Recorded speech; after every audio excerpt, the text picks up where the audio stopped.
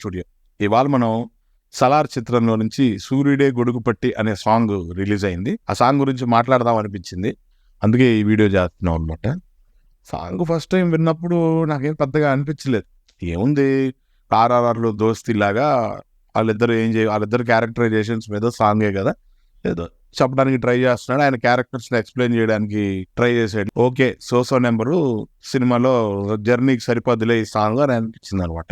కాసేపు గ్యాప్ ఇచ్చి మళ్ళీ విందాం అనిపించి అలా 2-3 టైమ్స్ వినిన తర్వాత సాంగ్లో చాలా ఎమోషన్ ఉందండి. చాలా ఫీల్ అని వినే కొద్ది సాంగ్ ఇలా వింటుంటే మళ్ళీ వినాలి అని అనిపించేలా ఒక మంచి ఫీలు, ఒక మంచి ఎమోషన్ ఉంది. అలా ట్రావెల్ అయితే 5వ సారికి 6వ సారికి లిరిక్స్ అసలు మామూలు లిరిక్స్ కాదండి. అసలు కృష్ణకాంత్ అనే కేకే అని ఆయన రాశారండి ఈ పాట. ఆయన అంతకుముందు ఏ పాటలు రాశారో నాకైతే తెలీదు. ఇదే ఫస్ట్ సాంగ్. మరి అసలు చాలా సింపుల్ లైన్స్తోనే ఎక్కువగా, అంటే అందరికీ అర్థమయ్యేలాగా ఓ అని చెప్పి అది ఇది ఎక్కడికో మరీ డీప్ పోయిట్రీ తర్వాత డీప్ సాహిత్యంలోకి వెళ్లకుండా చాలా మామూలు పదాలు అలా అని చెప్పి మరీ రెగ్యులర్గా మనం మాట్లాడుకునే పదాలు కాకుండా మంచి తెలుగు పదాలను మాత్రమే ఫ్రేమ్ చేసి అందరికీ అర్థమయ్యేలాగా చాలా మంచి లిరిక్స్ రాసి 'సూర్యుడే గొడుగు పట్టి వచ్చాడే భుజము తట్టి చిమ్మ చీకటిలోన నీడలా తోడు రెప్ప నదులక గాపు కాసేటి కన్ను వీడు'. ఈ 4 లైన్స్లోనే మొత్తం సలార్ కథ ఇదే అనిపించింది నాకు. వాళ్ళు రిలీజ్ చేసిన ఏదైతే ముందు ట్రైలర్ లాంటిది, టీజర్ లాంటిది ఏదైతే ఉందో దాన్ని చూసినప్పుడు సినిమా మీద అంత ఇంపాక్ట్ కలగలేదు. కానీ ఈ సాంగ్ విన్నాక మాత్రం నాకు చాలా ఆ టీజర్లో రావాల్సిన గూస్ బంప్స్ సాంగ్లో వచ్చింది అని అనిపించింది అనమాట. అందుకనే మాట్లాడాలి ఈ సాంగ్ గురించి అనుకున్నాను. క్యారెక్టరైజేషన్ని వాళ్ళు డిజైన్ చేసిన విధానాన్ని ఒక సాంగ్లో చెప్పచ్చు. మన ఇండియన్ ఫిలిమ్స్కి ఉండే మెయిన్ బలం ఏంటంటే వేరే ఇండస్ట్రీలు, వేరే ఫారెన్ ఫిలిమ్స్ లా కాకుండా మనం సాంగ్లో సినిమాని చెప్పగలం. సాంగ్లో క్యారెక్టర్ని ఆడియన్కి కనెక్ట్ చేయగలం.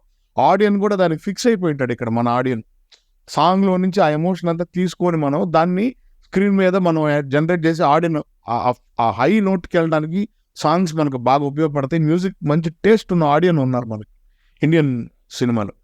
అది ముఖ్యంగా సౌత్ ఇండియాలో, ఇంకా తెలుగు, తమిళ్, కన్నడ వీళ్ళందరికీ మనకు బాగా ఈ ఎమోషనల్ రైట్స్ని మనం బాగా ఎంజాయ్ చేస్తాం బేసిక్గా. సో ఆ డెప్త్లోకి వెళ్ళడంలో ఆయన ప్రతిసారి సక్సెస్ అవుతున్నాడు ప్రశాంత్ నీల్. ఎందుకంటే కేజీఎఫ్ ఫస్ట్ పార్ట్ అయితేనేవి సెకండ్ పార్ట్ నాకు నచ్చలేదు. ఫస్ట్ పార్ట్ విషయానికి వస్తే ఫస్ట్ పార్ట్ విషయంలో ఆ మదర్ క్యారెక్టర్ని సినిమా అంతా మనకి గుర్తు చేస్తుంటాడు అనమాట. అతను ఒక కమిట్మెంట్తో వాళ్ళ అమ్మకిచ్చిన మాట కోసం అతను ట్రావెల్ చేస్తున్న టైంలో అతను ఎటెంట్ వెళ్తుంటాడు. ఏంటి దానికోసం ఎటెంట్ వెళ్ళిపోతున్నాడే, వీడికి ఏమి ఒక ఇది లేదా, అసలు ఇది ఎలాగా అనే ఒక డౌట్ మనకు వస్తుంది సినిమాలో అనగానే ఆ మదర్ రిలేటెడ్ సీన్ ఒకటి పడుతుంది. ఫర్ ఎగ్జాంపుల్, అతను హీరోయిన్ని కార్లో డ్రైవర్గా తీసుకెళ్తా ఎటో వెళ్ళిపోతుంటది. ఏంటి హీరోయిన్ డ్రైవర్ ఎక్కడికి వెళ్ళిపోతున్నాడు హీరో అనే ఫీల్లో కరెక్ట్గా వచ్చి రోడ్లో మనకి ఆ మదర్ బన్ సీన్ ఒకటి పడుతుంది. వాళ్ళ అమ్మని అతనికి మళ్ళీ దాంతో ఒక్కసారి మనల్ని ఆ ఎమోషన్లోకి తీసుకెళ్ళి మనల్ని సినిమాలో ట్రావెల్ చేయడానికి మనల్ని బాగా కనెక్ట్ చేస్తాయి అనమాట. సో అలాంటి మ్యాటర్ అంతా ఇతను ఫస్ట్ లైన్స్లోనే 'సూర్యుడే గొడుగు పట్టి వచ్చాడే భుజము తట్టి'. సూర్యుడే, ఇంకప్పుడు భూమే సూర్యుడి మీద డిపెండెంట్. అతని నుంచి వచ్చే కొంత పార్ట్ వెలుగుతో మనం బతికేస్తున్నాం. అంత వాల్యూ ఉన్న ఒక మనిషి వచ్చాడు మామూలు వాడి దగ్గరికి. అంటే అతను మామూలు వ్యక్తి కాదు, ఎక్స్ట్రాడినరీ వ్యక్తే. వెళ్ళిన అంత పెద్ద సామ్రాజ్యం ఏం రాజ్యం ఏదో చెప్తున్నారు. కానీ అలాంటి వాడు సూర్యుడి కంటే తక్కువే కదా. క్యారెక్టరైజేషన్ వైజ్ ప్రభాస్ గొప్పవాడు అనమాట. అంత మంచి మనసు, ఇచ్చిన మాట కోసం నిలబడేవాడు. ఇలాంటి ఒక మంచి హీరోయిక్ క్యారెక్టర్ అనమాట. సో అది వచ్చింది. ఎందుకు వచ్చింది? తప్పైనా వీడి దగ్గరకు వచ్చింది. ఆ ఫ్రెండ్షిప్కి ఆ క్యారెక్టర్ ఇస్తున్న విలువ ఏంటి అనే దాని మీద నీట్గా స్టార్ట్ చేశాడు సాంగ్ని. నీట్గా క్యారెక్టర్ చెప్తా ఈ ఫస్ట్ 4 లైన్స్లోనే ఆ డార్క్నెస్కి, ఈ సినిమాలో ఉండే డార్క్నెస్ని అతను రిజంబుల్ చేయడం గురించి, చిమ్మ చీకట్లోనూ తోడై ఉంటాడు. చిమ్మ చీకట్లో నీడ ఎలా వస్తుంది? లైట్ లేకుండా నీడ రాదు కదా. అలాంటి టైంలో కూడా నీకు నీడగా ఉండడానికి వస్తున్నాడు అతను, నీ దగ్గరికి వస్తున్నాడు అని చెప్పి మనల్ని ఆడియన్ ప్రిపేర్ చేస్తున్నాడు. ఆ క్యారెక్టర్ రాబోతుంది అలాగా అని చెప్పి. ఒకేసారి అక్కడ సినిమాలో గెలిపోయి ప్రభాస్ గారు ఏదో నెగిటివ్గా చేసేస్తుంటే ఏంటి ఫ్రెండ్ కోసం నెగిటివ్గా చేస్తాడా అనే ఫీల్లోకి మనల్ని తీసుకెళ్లకుండా ఆ క్యారెక్టర్ ఏంటనేది చెప్పడానికి సాంగ్ని బాగా ఉపయోగించారు. మొత్తం సాంగ్ని మరి పదం కాకుండా హైలైట్ లైన్స్ నాకు ఏదైతే అబ్బా అనిపించిందో ఆ లైన్స్ మీకు చెప్దాం అనుకుంటాను. ఈ ఫస్ట్ 4 లైన్స్. ఇంకొకటి హుక్ ఫ్రేజ్ లాగా హుక్ లైన్స్ 2 ఉన్నాయి. ఒకరికొకరిని నమ్మి నడిచే స్నేహాలే ఇది 100 నిలవాలి, ఒకరికొకరని నమ్మి నడిచే స్నేహాలే ఇది 100 అదే కదా కథ, అర్థమైపోతుంది కదా మనకి. వాళ్ళిద్దరికి నీ కోసం నేను నిలబడతాను అనే ఒక ఇద్దరికి మధ్య జరిగే ఇది 100 ఉండాలి, ఇదేం జరుగుతుంది అనేది సినిమా. 100 ఉండాలి అని ఆ ఎమోషన్లో జరుగుతుంది. అది హుక్ ఫ్రేజ్. ఈ ఫస్ట్ పల్లవి, ఈ 2 లైన్స్ సెట్ అయిపోయింది సార్. దీనికి మధ్యలో ఆ క్యారెక్టరైజేషన్ బిల్డప్ని అతను 2 లైన్స్గా 3 లైన్స్గా డైరెక్టర్ ఇచ్చిన ఇన్పుట్స్కి రైటర్ చింపేశాడండి, మామూలుగా చెప్పలేదు. కంచె ఒకడైతే దాన్ని మించేవాడు ఒకటి. వాడు కంచె అయితే అంటే చాలా కంచె పట్టుకుంటే దెబ్బ తగలదు. కంచె అంటే అడ్డు అనుకుంటాం, అడ్డు కాదు. కంచె అనేది మనం దాని మీదకి వెళ్తే మనకు దెబ్బ తగలుతుంది, దాటలేని ఒక కంచె. దాన్ని మించేవాడు, దాన్నైనా దాటగలిగే క్యారెక్టర్ అనమాట హీరో క్యారెక్టర్. తర్వాత ఒకడు చిచ్చురా, ఒకడు తుమ్మెర, ఒకరు తెమ్మెర. చిచ్చురా అంటే ఇప్పుడు ఫర్ ఎగ్జాంపుల్ ఏదన్నా చిన్న మంట స్టార్ట్ అవుతుంది చూడండి, ఎవరైనా ఏదైనా నిప్పు పడిన తర్వాత గిడ్డి చిన్నగా ఎక్కడైనా మండుతుంది అనుకోండి, దానికి తెమ్మెర అని గాలి వచ్చేస్తే కాదు, ఒక బ్రీజ్ వస్తుంది, ఒక చిన్న గాలి వస్తే ఆ మంట అలాగే అడవినైనా కాల్చేసేంత మంటగా తయారవడానికి తెమ్మెరే దానికి ఇదవుతుంది అనమాట. అలాంటి మంచి పదాలు, ఒకటి చిచ్చురా, ఒకటి తెమ్మెర.